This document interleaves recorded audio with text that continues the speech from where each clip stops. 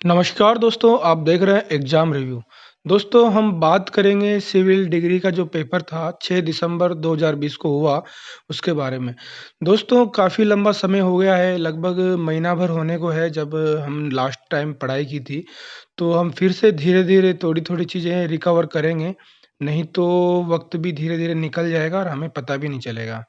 हालाँकि ये पेपर आप सबने दिया है और फिर भी हम डिस्कस कर रहे हैं क्योंकि हमें कहीं न कहीं से एक शुरुआत तो करनी है। तो आप देख सकते हैं कुछ अगर आपके कुछ क्वेश्चंस गलत हैं या आपको समझ में नहीं आए, तो उनको आप यहाँ पर देख सकते हैं। दोस्तों यहाँ पर पहला क्वेश्चन है अपने पास निम्नांकित जिलों की दक्षिण से उत्तर की ओर सही स्थिति है। तो यहाँ पर आप देख सकते हैं सबसे दक्षिण में जो है बांसवाड़ा है और ऊपर की तरफ बढ़ते हैं तो उदयपुर, प्रतापगढ़ और बूंदी होगा। इस तरह से इसका आंसर जो होगा वो ए आंसर सही हो जाएगा। नेक्स्ट क्वेश्चन है यहाँ पर Which one of the following pleasure is located at the northeastern end of the Aravalli हिल? मतलब है हिंदी में देख लेते हैं अरावली के उत्तर पूर्वी छोर पर कौन सा पठार है? तो कौन सा पठार है? पोतवार पठार जो है वो शेखावटी क्षेत्र में है। वहीं लसाड़िया पठार की बात करें तो उदयपुर में जो जयसमंद झील है उसके पूर्वी क्षेत्र में है। वहीं भोराट के पठार की बात करें तो ये कुंभलगढ़ और गोगुंदा के मध्य है। ऊपरमाल की बात करें तो चित्तौड़गढ़ के भैंसरोड़गढ़ से बिजोलिया, टोंक, भीलवाड़ा को लेते हैं और कुछ पार्ट इसमें बूंदी का भी इंक्लूड कर सकते हैं। तो इस तरीके से यहाँ पर जो आंसर होगा वो ए आंसर सही होगा। उसके बाद में है निम्नांकित में से कौन सी नदी अरब सागर के अफवाह तंत्र का भाग नहीं है? तो अरब सागर के अफवाह तंत्र का भाग कौन सी नहीं है? जो बंगाल की खाड़ी में जाती है, बंगाल की खाड़ी वाला अफवाह तंत्र का भाग है, अंतर प्रवाह वाला और अरब सागर वाला। 3 प्रवाह तंत्र यहाँ पर है।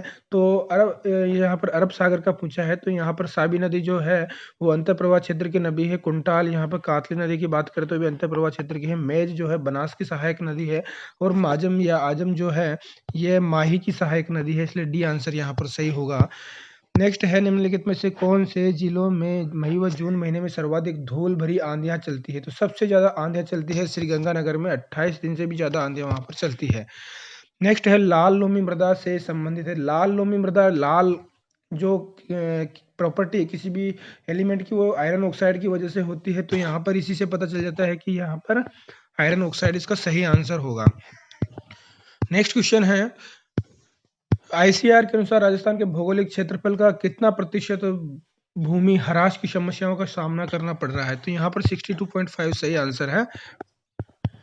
नेक्स्ट क्वेश्चन है 7वां, सांबर झील की नमक की क्यारियों के पूर्वी किनारों पर दक्षिणी पश्चिमी पवनों द्वारा एकत्र बारीक नमक का क्या कहते हैं? तो ये क्यार पद्धति से तैयार की जाती है और क्यार नमक ही इसको कहते हैं। उदयपुर राजसमंद में अरावली पहाड़ियों का सर्वोच्च चोटी कौन सी है? तो सर्वोच्च चोटी पूछी है इसने। अगर सिर्फ राजस्थान की पूछता तो गुरु शिखर होता, लेकिन उदयपुर राजसमंद क्षेत्र में पूछा है तो जरगा इसका आंसर है।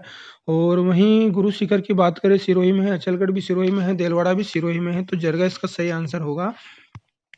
नेक्स्ट क्वेश्चन है निम्न में से कौन सा जिला भारत के 2 राज्यों को स्पर्श करता है? तो कौन सा करता है? भरतपुर, धौलपुर, सॉरी नहीं करता है। तो धौलपुर 2 राज्यों को स्पर्श करता है, कौन कौन सा? यूपी और एमपी को। वहीं भरतपुर भी 2 राज्यों को स्पर्श करता है, हरियाणा, यूपी को। डूंगरपुर सिर्फ गुजरात के साथ अपनी बाउंड्री को टच करता है। वहीं हनुमानगढ़ जो है पंजाब और हरियाणा के साथ बाउंड्री शेयर करता है। तो यहाँ पर सी आंसर सही हो जाएगा। नेक्स्ट है कौन सा स्थलाबद्ध जिला राजस्थान के 7 जिलों से घिरा हुआ है?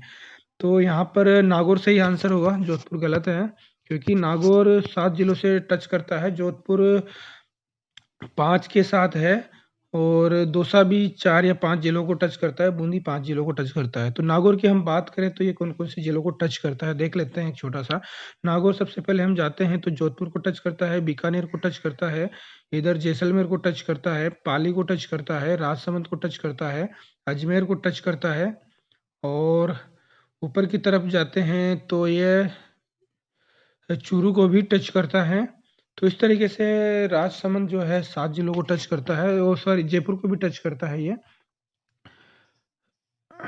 अच्छा जैसलमेर को नागौर टच नहीं करता है, सॉरी जैसलमेर गलत बता दिया, उदयपुर जोधपुर टच करता है उसको, है ना। और इधर से पाली को भी ये टच नहीं करता है। अजमेर को टच करता है, जयपुर को करता है, इधर सीकर आ जाता है, चूरू आ जाता है। तो इस तरीके से 7 जिलों को टच करने वाला यही जिला है। नेक्स्ट क्वेश्चन है, केंद्रीय भेड़ व ऊन अनुसंधान संस्थान आपको सभी को मालूम है, टोंक में है।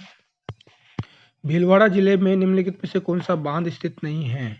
बांध स्थित है तो भीलवाड़ा में मेजा बांध है कोठारी नदी पर, बाकी के जाखम प्रतापगढ़ में है, तालाब शाही आई थिंक झुंझुनू में है, और माधो सागर जो है वो इसका कंफर्म एग्जैक्ट मालूम नहीं है।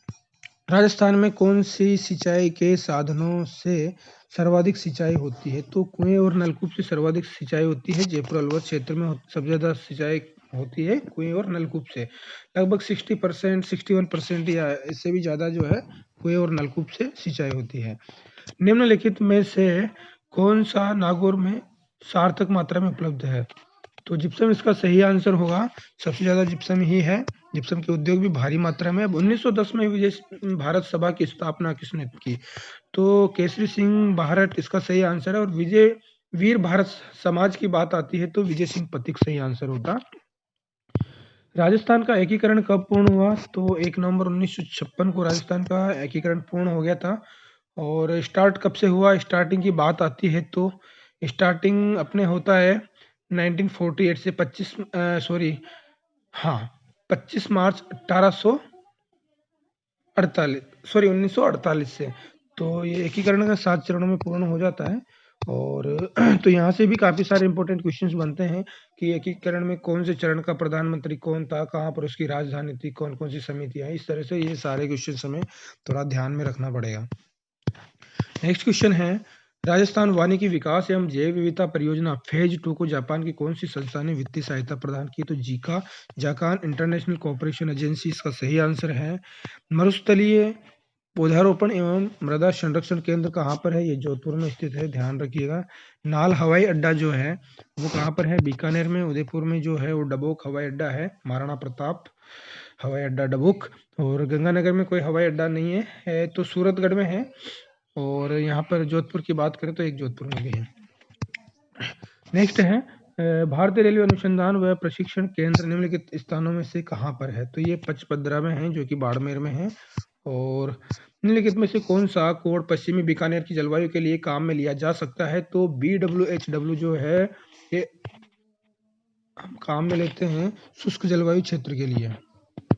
शुष्क जलवायु क्षेत्र में BWHW जो है लेते हैं। अब यहाँ पर इसने पूछा है बीकानेर का पश्चिमी, तो ये BWHW में आएगा। और पगरा इज ब्रीड, और दूसरा अगर यहाँ पर पूर्वी क्षेत्र पूछते तो ये BSHW में चला जाता।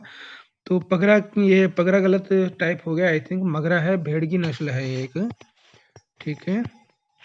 और मत्स्य संघ का प्रधानमंत्री किसे नियुक्त किया गया था? तो मत्स्य संघ का प्रधानमंत्री किसे नियुक्त किया गया बताइए?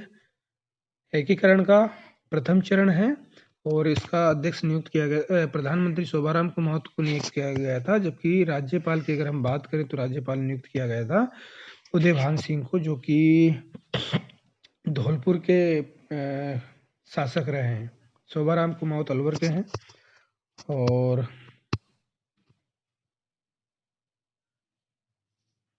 निम्नलिखित में से कौन सा युग सही सुमेलित नहीं है? तो कौन सा सही नहीं है?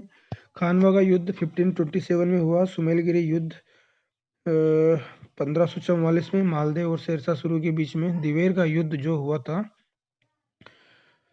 वो 1582 में हुआ था, न कि 1682 में। उसके बाद हल्दी घाटी का युद्ध 1576 में। सही आंसर है, ठीक है।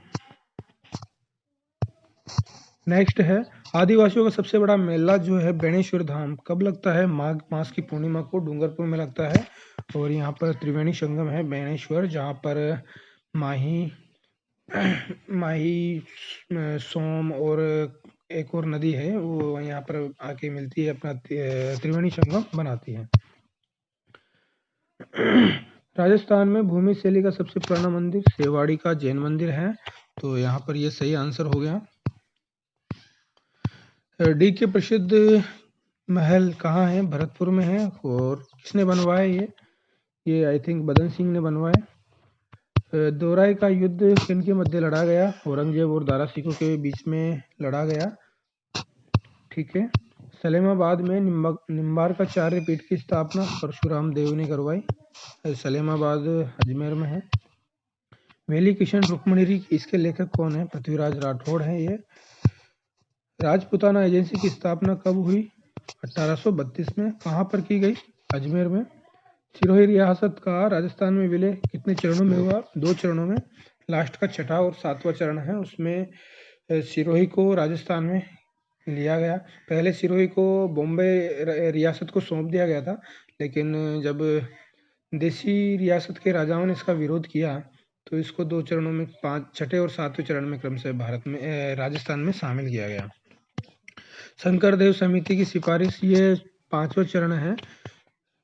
चौथा चरण, तीसरा चरण गलत है इसमें। शंकर देव समिति जो कि एक चरण से संबंधित है, 5वें चरण से संबंधित है, जिसमें संयुक्त बृहत राजस्थान की बात होती है। नेक्स्ट है, कौन सा सुमेलित नहीं है? तो कौन सा सुमेलित नहीं है? सवाई प्रताप सिंह का शासनकाल 1778 से 1803 तक रहा है। जगत सिंह का 1803 से 1818 सही है यहाँ तक भी। और मान सिंह की बात करें 1589 से 1516 के आसपास तक रहा है, क्योंकि इनकी डेथ हो गई थी जब भारत के दक्षिणी अभियान पर थे, उस समय शायद इनकी मृत्यु हो गई थी आई थिंक। तो 1516 के आसपास हो गई थी। मिर्जा राजा जय सिंह का जो है 1621 से 1667, ये भी सही है। तो यहाँ पर जो गलत आंसर है वो सी है। नेक्स्ट क्वेश्चन है, who was the founder of Parmar dynasty? तो परमार डायनेस्टी यानी परमार राजवंश का संस्थापक कौन है? तो धूमराज इसका सही आंसर है। नेक्स्ट है, रानी लक्ष्मी कुमारी चंडावत के बारे में कौन सा कथन सही है? ये एक अच्छा क्वेश्चन है, यहाँ पर देखने को मिला है, काफी अच्छा क्वेश्चन है। तो हिंदी और राजस्थानी भाषा में लेखन कार्य इन्होंने किया है, बिल्कुल सही बात है। और 1984 में पद्म श्री से सम्मानित भी किया है भारत सरकार ने इनको। राजस्थान रत्न पुरस्कार इनको नहीं दिया गया है, ये गलत है। और 78 तक राज्यसभा के सदस्य भी रही हैं। तो यहाँ पर सी जो है वो गलत आंसर है। तो ये अच्छा क्वेश्चन है, एक अच्छा स्तर यहाँ पर देखने को मिला है क्वेश्चंस का। औरंगजेब द्वारा 1679 ईस्वी में गैर मुस्लिमों पर जजिया कर फिर से लगाया गया। उस समय मेवाड़ का शासक कौन था जिसने औरंगजेब का विरोध किया? तो राणा राज सिंह था इस समय, 1652 से 1682 के समथिंग। नेक्स्ट है, 4 शासक दे रखे हैं, उनका कालक्रम पूछा है। तो यहाँ पर सही बात है, विजयराज चतुर्थ सबसे पहले है, उसके बाद में सोमेश्वर है, और सॉरी सोमेश्वर नहीं है, सोमेश्वर के बाद ये पृथ्वीराज सेकंड आएगा, उसके बाद में सोमेश्वर है, उसके बाद में पृथ्वीराज तृतीय आता है जो कि सोमेश्वर का बेटा है। और यहाँ पर हम हरिराज इसके भी बाद में है, तो पहला आंसर यहाँ पर सही होगा। नेक्स्ट है, जोगी महल किस किले में है? तो ये रणथंभौर के किले में है, जो कि कहाँ पर है? रणथंभौर सवाई माधोपुर में है। और 1930 में नमक सत्याग्रह में भाग लेने के लिए किससे 6 माह की सजा मिली थी? तो रमा देवी पांडे इसका सही आंसर होगा। दोस्तों, इस तरह से ये अपन ने राजस्थान जीके के 40 क्वेश्चन यहाँ पर देख लिए, और आगे के क्वेश्चन भी हम देखेंगे इसी तरह से। डिप्लोमा, तो इस तरह से हम डिप्लोमा के क्वेश्चंस भी देखेंगे, उसके बाद इलेक्ट्रिकल मैकेनिकल के भी सभी क्वेश्चंस देखेंगे जो भी जीके से संबंधित है, चाहे वो डिग्री के हो या डिप्लोमा के हो। तो दोस्तों, ये इस तरीके से आप देख सकते हैं, हम सारे क्वेश्चंस यहाँ पर डिस्कस करेंगे जो दिन बोर्ड ने अभी JN के रिगार्डिंग जो भी एग्जाम कराए हैं उनसे संबंधित, क्योंकि जीके का सिलेबस सभी का कॉमन है। और बाकी सिविल के टेक्निकल के क्वेश्चंस भी देखेंगे, गुप्ता एंड गुप्ता के क्वेश्चंस भी हम ट्राई करने की कोशिश करेंगे। तो दोस्तों, आप अपना टाइम भी ज़्यादा वेस्ट ना करें और धीरे धीरे पढ़ाई का एक रूटीन बनाने की कोशिश करें, और देखते रहें, आगे भी इस तरह के वीडियो मिलते रहेंगे। दोस्तों, चैनल पसंद आया तो इसको सब्सक्राइब भी कर दें, क्योंकि आगे भी इस तरह के वीडियोज आपको कंटिन्यू मिलते रहें। तो जय हिंद, जय भारत।